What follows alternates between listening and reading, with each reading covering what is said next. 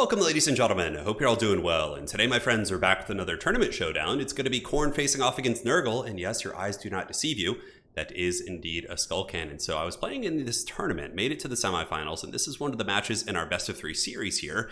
And the skull cannon is kind of a weird one. It did get buffed recently and was probably one of the worst units in the roster. Probably honestly still is. But it did get, if I'm not mistaken, a damage buff. And I was like, okay. Nurgle loves to use the Festering Stooges, amazing Arwar Exalted Plague Bearers, and maybe, just maybe, the Skull Cannon for 1100 is going to be able to earn its value back against the Festering Stooges and wear them down at a safe distance, you know, just outright killing models, right, which against Nurgle is very, very good. And then from there, we can, you know, use it as just a haggard SEM later on to get a little bit of value. So that was kind of my school of thought. And, you know, also it's a little bit of a mental warfare here. My opponent sees a skull cannon. We're playing in a tournament. He's like, oh my God, what is there something I don't know about? And he has to like overthink it and is wondering about the skull cannon. You never know, man. You never know. It might cause a little bit of fear in the eyes of your opponent here. But first couple shots coming in, it does pick off a couple plague bears there. It looks like, oh no, those guys ended up falling down. So it looks like a couple of those stinky boys did indeed go down. But for the build, it's going to be a Skull Cannon. Scarbrand is always very good in this matchup. He can farm a lot of kills. Breath Attack there does get him none, unfortunately. But he's pretty good at just beating on Nurgle SEMs, Cultist characters, Soul Grinders, even against Kugath if need be. He's pretty good in this matchup. Fellhounds of Khorne, double Exalted Bloodletter, including the Hellforged Host, which are super good against Nurgle. Nurgle tends to lack armor piercing in their infantry, so having the Hellforged Host is super strong because that 60 armor makes actually a pretty big difference. Exalted Plague Bearers, or Bloodletters on both sides, and we're just going to be trying to split Nurgle up, right? Because my opponent has come with what I like to call a toilet seat build, where basically you just have Kugath on his toilet seat, you sit on an objective, and you assume that the Nurgle player, Khorne player, is just going to come fight you, right? Because Khorne is, you know, he's bloodthirsty, he likes to get in there. Khorne infantry, pound for pound, can usually outdo Nurgle infantry, but where Nurgle has the advantage is in the Mortis Engine from Kugath, in the heals, and all that sort of good stuff, right? So the middle battle is on. Skull Cannon, shooting in, causing a little bit of damage there, not too much. Honestly, hasn't been very effective and ultimately a little bit disappointing so far. It seems to like shoot over instead of just hitting like the center mass of these units, but I think the Skull Cannon might require a little bit more loving, but it can replenish its ammo in melee, so we'll see how that ends up coming into effect. And, you know, it is putting some hurt on these Plague Bearer units, which we will eventually fight at some point. So Nurgle is kind of like the math lady meme as well. You guys know that meme where basically it shows that woman like trying to solve all these complex formulas in her head and she's just like super confused looking. Basically with Nurgle, you have to be really good at allocating the proper amount of resources to different objective points if you're going to be playing a toilet seat lord build. Now, if you're playing like a mass plague bearer, Walking Dead style build, you have like a Rotfly character, your army's going to be exponentially wider, right? So you're not going to have that much of a problem in that regard. But basically, in this case, the Toilet Seat Master is going to be sitting, obviously has a Stranglehold on Objective 2, and now, obviously, you can't win with just one objective, and I'm not going to be taking a head-on fight. Nurgle will win that almost every day of the week. So we're just trying to bait him into having to maneuver between the two objectives, and considering we are in the Crossing of Sea of Claws, a map that is very, very good for roadblocks, I'm hoping that he'll have to rotate over, because then we can block this little pass with some like cheap expendable infantry or some Khorne dogs and really do our best lives.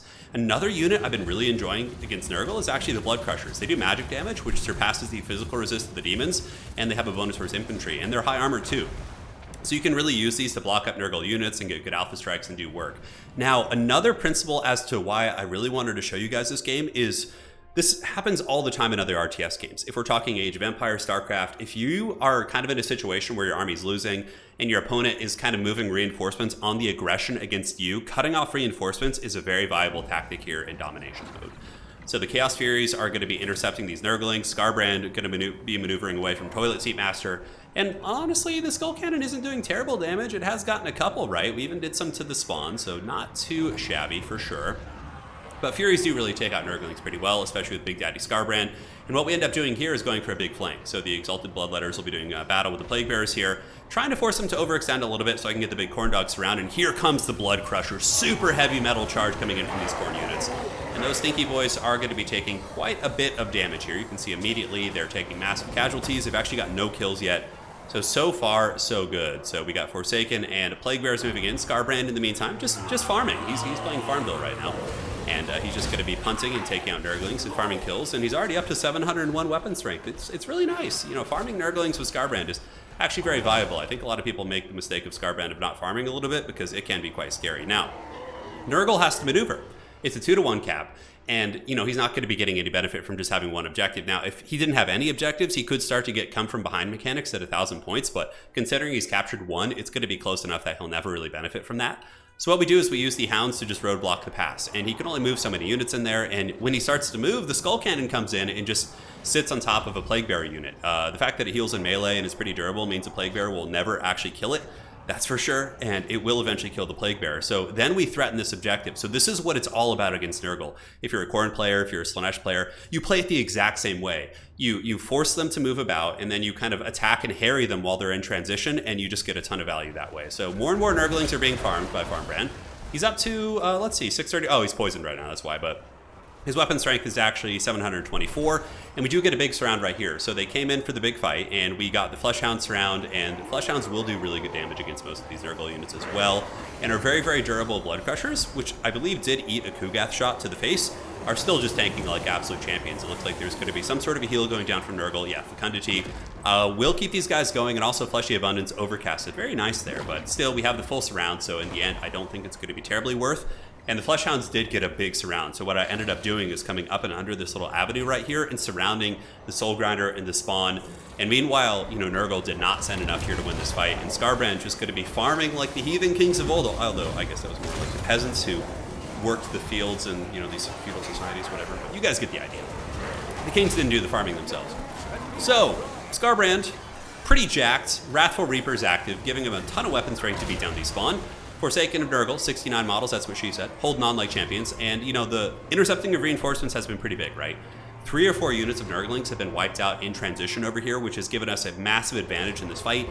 Also, Nurgle wanted to get some units through the pass here, which is pretty advantageous for us. Maybe going down here could have been a little bit stronger. And you can see as soon as Kugath moves on his toilet seat, because, you know, you're paying for a colossal war beast, right? Like, you need to get that Mortis engine. With the Mortis engine, he probably would have won this blob fight up here, honestly. But the fact that Kugath is kind of stuck here, and every time he tries to leave, we move into the center with our superior infantry. That's really how you give the business to Nurgle, man, because fighting him like in a blob together, like via land battle style, is just, you know, that's why Nurgle land battles are so boring to watch. It's basically just like a mouth-breathing blob with very little micro, and domination's a little bit more dynamic in that regard, for sure.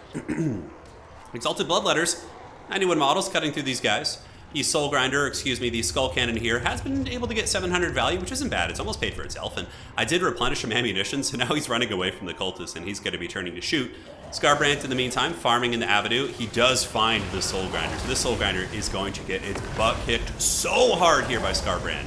He is a little bit debuffed by the poison right now in Virulent Contagion, but even with the poison, he's doing a little bit of advancement right there. It's pretty cool. He is just going to give the business to the Soul Grinder. It's just going to be brutal. And now your boy Kugath has finally made his way up, but, you know, he's going to be having to give up the middle objective because we did maneuver the Hellforged Host over, and they're just going to be coming in and sandwiching these Plague Bearers here. Talk about the least value from this like super expensive unit. Although it did work as like a deterrent because Nurgle probably saw them down there and were like, yeah, I don't want to deal with that. So it did give us that objective, but the Hellforged Host is going to be lining up for a rear shot on those guys. And now Skarbrand is in his natural environment, just beating down a giant Nurgle demon. Almost 800 weapon strength, 56 kills, so his weapon strength has been, you know, oh my god, was he doing like some exorcist shit with his head right there? Kugath is. But we did enrage him, but he didn't take enough damage for us to actually get him to stop there, which is unfortunate. So if you guys are a little bit newer to the game, if you're using a mechanic that enrages something, it needs to be below 80% health. But at that point, my opponent taps out. We won the fight. We were up by like 5,000 or 6,000 value, and that is GG. Well played. So hopefully you guys enjoyed that one. Now, that Skull Cannon, not the worst thing. If the game had gone longer, it would have gotten its value back, which is nice. And yeah, it's mobile, can do some stuff. I don't know. I'm on the fence about the Skull Cannon. Would I have been better off like just bringing, you know, another like Exalted Bloodletter? Most likely. Hard to say though, but if he did come in with like the whole plan was to kill the Festering Stooges. Because if I just blew the entire ammo payload on the Stooges, they would go down to like 50-40%, and then I could just like alpha strike them. That was kind of my idea. But overall, I love the build. It, you know, intercepting reinforcements, maneuvering, road blocking Nurgle, like these are all viable tactics for sure. And if your opponent goes for a super elite build like this, like Kugath plus the Soul Grinder, that's a lot of ranged. That is a very elite army that isn't going to have much battlefield presence. You got to punish them. You can't take a head-up fight against this. You will lose every day of the week. I mean, you might be able to win if your opponent really blunders in the fight and you're able to like pick off like the Soul Grinder and the Cultist, but dude, Kugath has almost 15,000 HP. You're not going to finish that guy off. It's not going to go well for you fighting him. He'll debuff you, he'll poison you, and Scarbrand's going to be crying back home to daddy after that one. So you do not want to take that fight, against the blob of Nurgle. You just got to play dynamic, play mobile, hit and run, give him the business, and live your best life. So GG, well played. Stooges were in the reinforcements there. Looks like they did not get a chance to come out. Looks like it was mostly Spawn and Forsaken. Hopefully you guys enjoyed this one. Skull Cannon's here. Let me know your thoughts. If you guys have had some great success with the Skull Cannon, I'd love to hear these stories that are told in whispered tones in the taverns of old. So yeah, let me know about your Skull Cannon experiences. All right, guys, take care. We'll see you next time. And that is it for now.